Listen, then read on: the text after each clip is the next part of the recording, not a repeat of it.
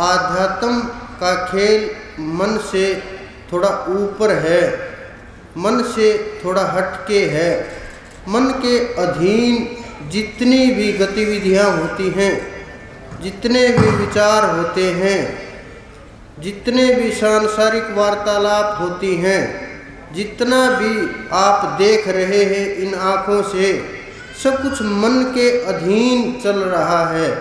ये मन इतना मजबूत है कि शरीर छूटने के बाद भी, शरीर जाने के बाद भी ये मन मरता नहीं है, मन जीवित रहता है।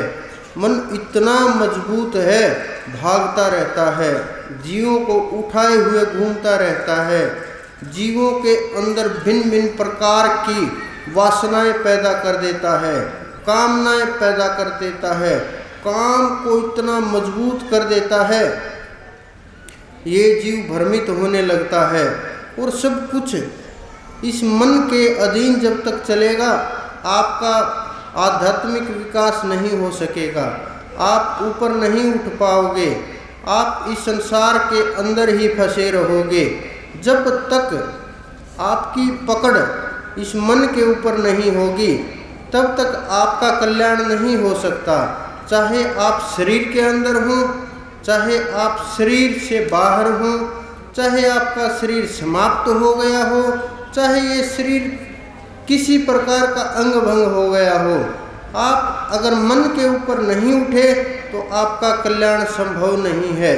सारा खेल इस मन से चलता है, और मन के ऊपर हमारी पकड़ नहीं रही तो हमने कुछ नहीं पाया, सब कुछ खो दिया।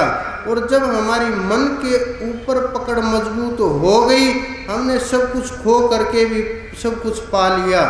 इस संसार में सबसे ज़्यादा दो प्रकार के दुख होते हैं, एक तो इस संसार में पैदा होना, दूसरा इस संसार से चले जाना। ये सबसे ज़्यादा सबसे कठोर दुख होते हैं, जिनको टाला नहीं जा सकता। कब तक? जब तक मोक्ष की प्राप्ति न हो जाए, जब तक कल्याण न हो जाए, जब तक परमात्मा की प्राप्ति न हो जाए, जब तक आप इस बंधन से छूट न जाएं, तब तक इन दोनों दुखों से जीव को ऊपर नहीं उठाया जा सकता।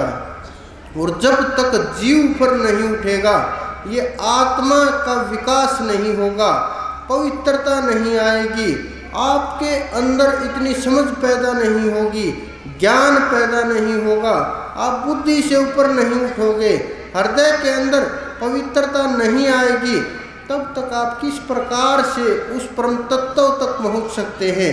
तब तक आप किस प्रकार से उस ज्ञान को ग्रहण कर सकते हैं? तब तक आपकी पकड़ कैसे मजबूत हो सकती है? आप घूमते रहे। लेकिन अगर अंदर में हमारे वो पवित्रता नहीं है, अंदर में सामर्थ्य नहीं है, भजन नहीं किया, तो जो ही हरि की चर्चा होने लगेगी, जो ही नाम की चर्चा होने लगेगी, जो ही ज्ञान की चर्चा होने लगेगी, कोई न कोई विक्षेप पैदा करेगा किसी न किसी प्रकार से।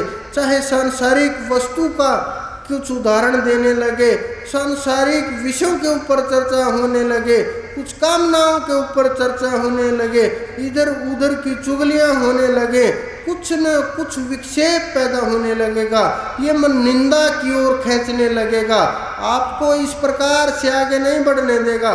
क्योंकि मन का बड़ा खतरनाक काम है। मन को पता है कि अब ये मरने वाला है, तो ये मन छटपटाने लगता है, मन तड़फने लगता है कि किसी प्रकार से मैं ना मरूं, तो क्रोध पैदा करने लगेगा।